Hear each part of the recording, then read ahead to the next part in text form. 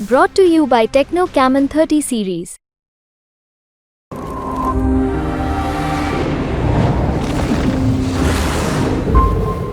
नमस्कार, मैं हूं हेमेंद्र शर्मा और आप देख रहे हैं MP round up. National crime records bureau के आंकड़ों के हिसाब से महिलाओं के खिलाफ होने वाले अपराधों में मध्य प्रदेश टॉप 3 में है, यानी तीसरे नंबर पर है। आपको बता दें कि हाल ही में जो मध्य प्रदेश में विधानसभा के चुनाव हुए थे, उसमें भारतीय जनता पार्टी की जो सत्ता में वापसी हुई, उसमें महिलाओं का अहम योगदान माना जा रहा है। ये भी माना जाता है कि जो चुनावों से ठीक पहले लाडली बहना योजना शिवराज सिंह चौहान ने शुरू की थी, उसकी वजह से भारतीय जनता पार्टी को जो वोट मिले उसमें भारी इजाफा हुआ। लेकिन इसकी वजह से शायद महिलाओं के खिलाफ हो रहे अपराधों में तो कोई कमी नहीं आएगी। अभी सीधी में वॉइस ऐप चेंज करने के बाद या उसका इस्तेमाल करने के साथ साथ 7 आदिवासी बच्चियों को फुसलाया गया और फिर उनके साथ रेप हुआ। सागर में तो अपराध की इंतहा ही हो गई। एक बच्ची के साथ पहले छेड़छाड़ हुई, फिर उसके भाई की हत्या हुई, फिर उसकी मां को निर्वस्त्र घुमाया गया, फिर जो उस पूरे कांड का एक गवाह थे उनके चाचा, उनकी हत्या हुई और अब जो है बच्ची की भी मौत हो गई। तो सवाल यही है कि एक सवाल से पहले मैं आपको दूसरा पहलू भी बताना चाहता हूं कि जबलपुर में अंतर्राष्ट्रीय महिला दिवस के मौके पर एक रैली निकाली गई थी, जिसमें महिलाएं मांग कर रही थी कि आशाराम को जेल से छोड़ा जाए और वो जो नारे लगा रही थी वो कह रहे थे कि हमारे बापू निर्दोष हैं। तो ये भी एक पहलू है। तो सवाल यही है, क्योंकि अयोध्या में भव्य राम मंदिर का निर्माण हो चुका है और निर्माण के बाद पूरे देश में एक कैंपेन चल रहा है जिसमें कहा जा रहा है कि प्रभु राम आ गए हैं या राम आएंगे। तो यदि राम आ गए हैं हिंदुस्तान में, तो सवाल यही है कि मध्य प्रदेश की महिलाओं के लिए क्या वाकई में ही राम आ गए हैं या आने वाले हैं। और बात करने के लिए हमारे साथ मौजूद हैं senior journalist mister Arun Dikshit. Sir, आपका बहुत बहुत स्वागत है। धन्यवाद सर। सबसे पहले तो मैं आपसे ये पूछना चाहता हूं कि जो ये 2 पहलू हैं जिसका मैंने जिक्र भी किया कि जबलपुर में महिलाएं ही रैली निकाल रही हैं और कह रही हैं कि बापू हमारे निर्दोष हैं, वो कन्विक्टेड हैं रेप के, एक नाबालिग बच्ची का रेप के कन्विक्टेड हैं, सजा याफ्ता हैं। और दूसरी तरफ महिलाओं की वजह से मध्य प्रदेश में जो सरकार बनी हो, ये माना जाता है कि उनका भारी भरकम वोट उनको मिला, इस वजह से मध्य प्रदेश में बीजेपी की सरकार बनी। और मध्य प्रदेश में जो अभी सागर में जो अपराध हुआ, उसमें ये भी माना जा रहा है कि रूलिंग पार्टी, जो रूलिंग एस्टैब्लिशमेंट है, की शय है या उनकी शय की वजह से वहां पे उस बच्ची के साथ जो भी ये घटनाक्रम हुआ, पहले छेड़छाड़ हुई, फिर भाई को मारा गया, फिर चाचा को मारा गया, मां को निर्वस्त्र किया गया और अब उसकी भी मौत हो गई। तो आपको क्या लगता है कि जो ये पूरा महिलाओं के खिलाफ मध्य प्रदेश में जो अपराध हो रहे हैं, इसके पीछे कहीं ना कहीं लैक ऑफ अवेयरनेस महिलाओं में भी है? हेमंत जी, दोनों चीजें हैं। देखिए, मध्य प्रदेश आज भी पिछड़ा राज्य है और खासतौर पर स्वास्थ्य, शिक्षा और महिला सुरक्षा देश में भले ही तीसरे नंबर पर हो, लेकिन और कई मामलों में नंबर 1 है और क्राइम रिकॉर्ड ब्यूरो के रिकॉर्ड के हिसाब से जो है। लेकिन जो बात आपने कही, आज सबसे बड़ी समस्या ये है कि मध्य प्रदेश की सरकारें 20 साल तो लगभग शिवराज सिंह चौहान रहे और उन्होंने कई कीर्तिमान बनाए हैं। उन्होंने उनके शासनकाल में 3 महीने की बच्ची से लेकर और 70 साल की बुजुर्ग महिला तक के साथ बलात्कार हुए, तो उन्होंने दावा किया कि मैं इसको नियंत्रित करूंगा और फांसी का कानून वो लाए। पिछले कार्यकाल में जब 2018 में नरेंद्र मोदी ने उसी को बना के और केंद्र सरकार का कानून बना दिया। अब उसके बाद मध्य प्रदेश में करीब 3 दर्जन लोगों को, बलात्कारियों को फांसी की सजा हुई पर निचली अदालत से सुनाई। हाँ, पर आज तक वो अब कहाँ है, किस हाल में है, इसकी कोई मॉनिटरिंग नहीं हो रही है। फिर जो आपने कहा कि 1000 रुपया मेरी लाडली बहनें, देखिए व्यक्तिगत नहीं होना चाहता, लेकिन ऐसी समस्या है कि सबसे ज्यादा कन्यादान मैं कराऊंगा, पढ़ाई मैं कराऊंगा, साइकिल मैं दूंगा, लाडली लक्ष्मी, लाडली बहना, और बीच में मतलब स्कूल की पढ़ाई से लेकर दहेज तक और उसके बाद 1250 रुपया महीना पॉकेट मनी तक देने का ऐलान सरकार ने सर मेरा वही सवाल आपसे था, फिर से मैं दोहरा रहा हूं कि महिलाओं के खिलाफ जो मध्य प्रदेश में लगातार अपराध हो रहे हैं और टॉप में मध्य प्रदेश है, उससे मतलब अपनी जो ध्यान हटाने के लिए और महिलाओं को 1000 रुपए की एक तरह से रिश्वत दे दी जाती है महिलाएं, और विडंबना ये है कि वो भूल जाती हैं जो अपराध हो रहे हैं। वही कह रहा हूं कि 1000 रुपया महीना और एक दिखाने को कानून और उसके बड़े बड़े दावे, लेकिन उसके आगे क्या? जिस घटना की आपने बात की, पहले उस पर बात करते हैं, सागर की जी। 2023 में उस लड़की को गांव के दबंगों ने छेड़ा था। उन दबंगों को तत्कालीन मध्य प्रदेश सरकार के सबसे दबंग मंत्री, जो मुख्यमंत्री के सबसे करीबी थी, का संरक्षण प्राप्त था जी। आज भी संरक्षण है। अच्छा, ये बताया जा रहा है अभी भी कि उस लड़की के मौत से पहले दिग्विजय सिंह ने अभी उन्होंने कहा कि वो दबाव बना रहे थे, वही मंत्री कॉम्प्रोमाइज का दबाव बना रहे थे, चाचा की हत्या हो गई उसी में। मैं वही कह रहा हूं कि वहां क्या हो रहा था कि पहले उस बच्चे के साथ छेड़छाड़ हुई, उसके भाई ने विरोध किया तो उसकी सार्वजनिक रूप से नरसंस पीट के हत्या कर दी गई। उसकी मां को निर्वस्त्र करके गांव में घुमाया गया। उसके बाद तब भी दिग्विजय सिंह गए थे, उन्होंने वहां धरना दिया, कलेक्टर ने उनसे वायदे किए लिखित कि हम ये करेंगे, लेकिन क्या हुआ? 7-8 महीने के बाद ही उस गांव से पुलिस हटा ली गई।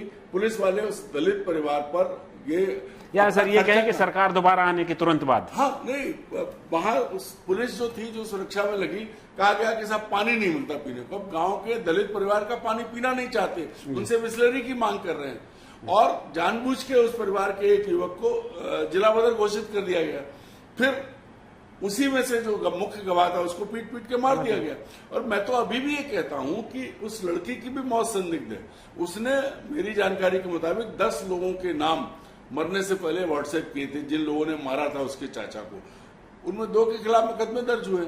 और सबसे बड़ी बात यह है कि बीजेपी इतने बेदर्द हो गए हैं लोग, इतने मतलब बेखौफ हो गए हैं लोग कि बेशर्म भी हो गए हैं। लगातार बातें कर रहे हैं, कांग्रेस की राजनीति, कांग्रेस ऐसा कर रही है। ये मुख्यमंत्री भी आज गए तो कल उन्होंने कहा बाहर से कोई जाके क्या कर सकता है। अरे राज्य के मुख्यमंत्री हैं आप, कहीं भी कुछ भी हो सकता है। आज भी 8 लाख रुपए देंगे, इन सबसे क्या है? क्या आप उस गांव के दलितों को सुरक्षा दे सकते हैं? अगर आप नहीं दे सकते, क्या आप राज्य की महिलाओं को सुरक्षा दे सकते हैं? आज एक और चीज, बड़ी चीज है कि हमारे राज्य में हमने ये तो दावा किया कि हमने लड़कियों के लिए, बलात्कारियों के लिए फांसी का कानून बनाया। हमने ये तो कहा कि हम लाडली लक्ष्मियों को, लाडली बहनों को 1250 देंगे और सब। लेकिन सबसे दुर्भाग्य की बात है कि मध्य प्रदेश में जो लड़कियां बलात्कार की शिकार हुई हैं, वो सबसे ज्यादा नारकीय जीवन व्यतीत कर रही हैं। उनके बारे में, उनको लेकर के कोई योजना इस सरकार की नहीं। अच्छा सर, मैं फिर से आपसे ये पूछना चाहता हूं कि जब सरकार को कटघरे में खड़ा किया जाता है और नाकामी सरकार की देखी जाती है कि खासकर महिलाओं के खिलाफ जब अपराध हो रहे हैं, लगातार इसको पॉलिटिकल इशू भी बनाया जाता है, लेकिन जब फाइनली वोट डलते हैं तो महिलाओं के वोट से ही भारतीय जनता पार्टी फिर से जीत जाती है। इसको आप कैसे देखते हैं? नहीं, ये जो बात हुई, मैं वही कह रहा था कि यहां आज तक महिलाओं में महिला सुरक्षा का मुद्दा, जो अवेयरनेस होनी चाहिए, वो नहीं है। और दूसरा, भाई पैसे देने की बात कैसे आई? अगर कोई अच्छी सरकार होती, वो कहती मैं हर महिला को। तो सर पैसे से भी क्या एम्पावरमेंट महिला का नहीं होता है?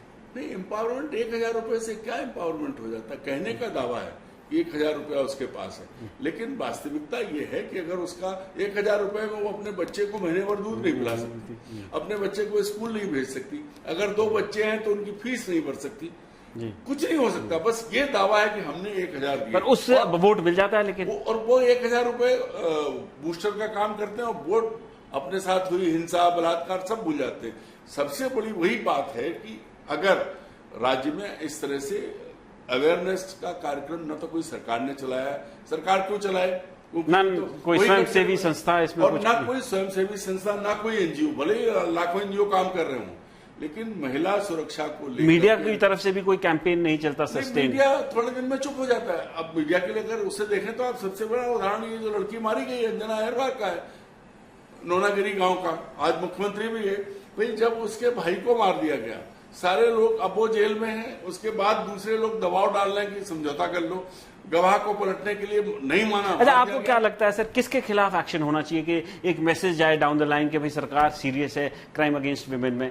क्या उस मंत्री के खिलाफ, पूर्व मंत्री के खिलाफ जो समझौता करा रहे थे, क्या आपको नहीं लगता उसके खिलाफ एक्शन होना चाहिए? नहीं, होना तो उन सबके खिलाफ चाहिए। वो चेन बनी हुई है। गांव में रहने वाला वो आदमी जो दबंगई कर रहा है, जिसका परिवार, जिसके लड़के, वो सीधे जुड़ा है मंत्री से, पूर्व मंत्री से, और उस पर कोई कार्रवाई इसलिए नहीं होती क्योंकि वहां उस इलाके में अब तक उन्हीं की चलती है, जो वो चाहते हैं वैसा करते हैं।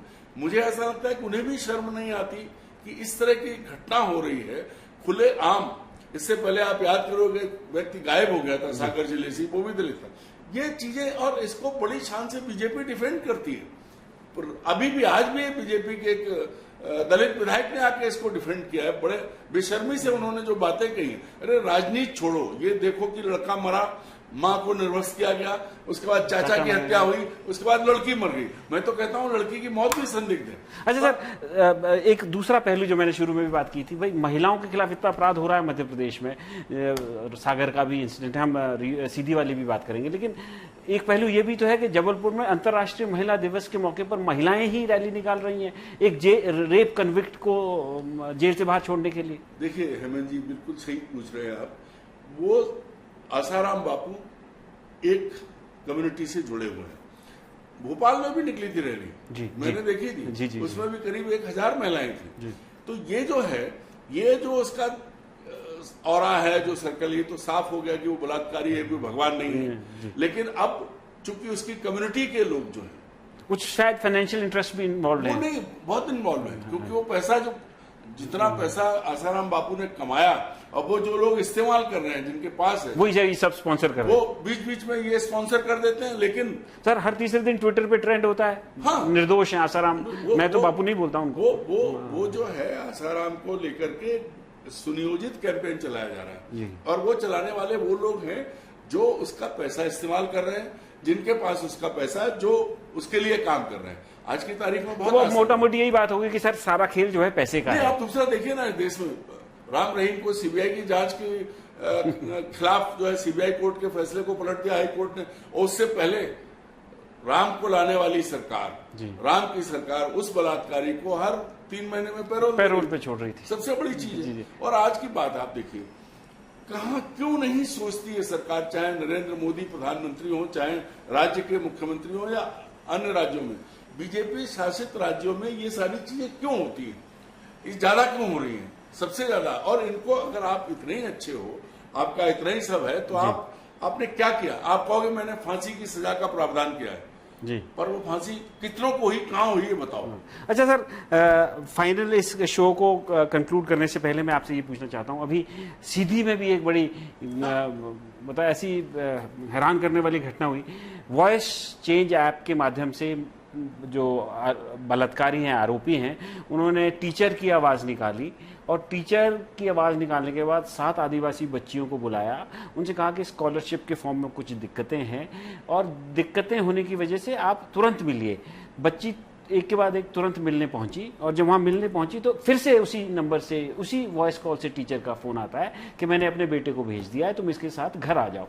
घर ना जाने के बजाय वो रास्ते में उसका बलात्कार करता है, सर पे कपड़ा बंधा होता है। अधिकांश बच्चियों को तो ये भी नहीं मालूम कि बलात्कार किया किसने है। एक बच्ची थोड़ी होशियार थी, थोड़ी गच्ची थी, उसने पहले बेहोश होने का नाटक किया, उसको पीटा भी गया, लेकिन उसने शक्ल देखी, और उसके बाद उस आरोपी ब्रजेश राजपूत तक वो बच्ची पहुंच पाई और पुलिस पहुंच पाई। आप इस पूरे क्राइम को कैसे देखते हैं? टेक्नोलॉजी का इतना सहारा लिया जा रहा है, टारगेट वनरेबल सेक्शन को किया जा रहा है, आदिवासियों को, बच्चियों को किया जा रहा है, स्कॉलरशिप जिनको मिला है उनको किया जा रहा है, और सरकार की तरफ से कुछ भी नहीं हो रहा है। हेमंत जी, आप याद करिए, कुछ पिछले साल एक ईडीएम पर आदिवासी बच्ची के साथ छेड़छाड़ का आरोप लगा था, नौकरी में है, बाद में वो अरेस्ट भी हुए थे जी। सबसे, वही तो कह रहा हूं कि सबसे बुरी बात यह है कि दलित और आदिवासी, वो आदिवासी लड़कियां, ये क्यों नहीं सरकार ये उदाहरण पेश करती है, मिसाल पेश करती है कि सरेआम जो है बताए कि हाँ इतने लोगों को फांसी लगी। कानून बना देने से क्या है, कानून तो इस देश में इतने बने भी है नहीं। और उसके बाद आप क्या मैसेज, जब यही देख लीजिए कि अगर जरा सी चीज हो जाती है तो सांप्रदायिक रंग देने में तो सरकार सबसे आगे आती है, लेकिन आदिवासी बच्चियों के साथ एक तरफ आपका दावा है कि हमने राष्ट्रपति बनाया है महिला आदिवासी को, दूसरी तरफ जो बच्चियां अपने पांव खड़े होकर आगे बढ़ना चाहती हैं वो धोखे में बलात्कार का शिकार हो रही है, वो पहचान नहीं है। आप ऐसी इमेज ऐसा उदाहरण अभी भी पेश नहीं कर पा रहे हैं जो औरों में डर पहले रोज नई चीज है। भाई कानून का डर वो कैसे आएगा? मान लिया कि समाज में गड़बड़ है, रामराज में भी ये होता रहा, लेकिन आप सरकार लेके क्यों बैठे हो? क्या सिर्फ मुआवजा देने के लिए, या सिर्फ बयान देने के लिए, या सिर्फ वहां जाके सांत्वना देने के लिए कि हम पैसा देंगे? अरे कुछ करो भाई। अगर उदाहरण पेश करना है तो उस मंत्री और उन लोगों के खिलाफ कार्रवाई करो और ये बताओ कि हाँ हमने अपनी पार्टी के लोगों के खिलाफ कार्रवाई की है। तो सरकार को उदाहरण तो पेश करना ही पड़ेगा, अपनी पार्टी के भले ही लोग हों उनके खिलाफ भी एक्शन लेना ही पड़ेगा, तब जाके कहीं मैसेज जो है डाउन द लाइन जाएगा। लेकिन सवाल यह है कि कानून तो बना दिया गया है, फांसी की सजा का प्रावधान भी किया गया है और उसको लेकर के वोट भी मांगे जाते हैं, और फैक्ट ये है कि खौफ बिल्कुल भी नहीं है, और जब तक अपराधी के मन में कानून का खौफ नहीं होगा तब तक अपराध इसी तरह से होते रहेंगे। एमपी राउंडअप में आज सिर्फ इतना ही, कल फिर मुलाकात होगी, तब तक के लिए थैंक यू, गुड बाय।